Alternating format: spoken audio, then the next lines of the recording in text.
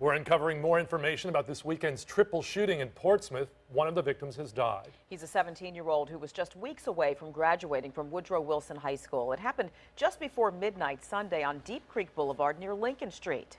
10 on your side's Brandi Cummings is live now in Portsmouth with today's update. Brandi, what did police tell you? Well, Chris and Nicole, police saying those 3 teens shot. 2 of them were treated and released from the hospital. And the 17-year-old, as witnesses are telling us, was shot and killed right in front of his aunt's house. I love that little child, like he was my son. Xavier Hill was supposed to get his high school diploma on June 9th with the rest of the Woodrow Wilson graduating class.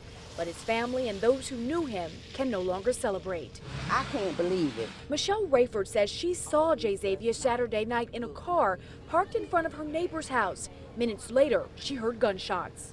I came outside. There was 2 boys laying on the ground and the girl was screaming. By me being a nurse, I checked the boy for pulse. There was no pulse on the baby.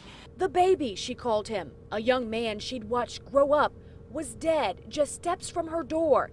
Rayford says the teen's mother came to the scene too. She was like, "Get up, Jay-Z, get up." That was a very sad, for her to be sitting on the ground telling him to get up and he couldn't get up. I never thought that it would come this close to my house. Police say a 19-year-old was also shot in the lower body. While they were investigating those 2 shootings on Deep Creek Boulevard, police say they got more 911 calls. That about an 18-year-old shot in the upper body just blocks away on Dale Drive. Rayford says she's been in the area 20 years and has never experienced anything like this. And it needs to come to an end. There's a better way of handling problems than with a gun.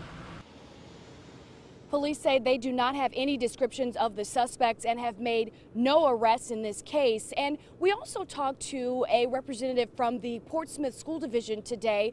They said that crisis team members from the division were at Woodrow Wilson High School for the students who are obviously trying to cope with this loss. We are still, however, waiting to find out from school officials if the victim's mother will receive his diploma because, as we mentioned, he was set to graduate in just a month.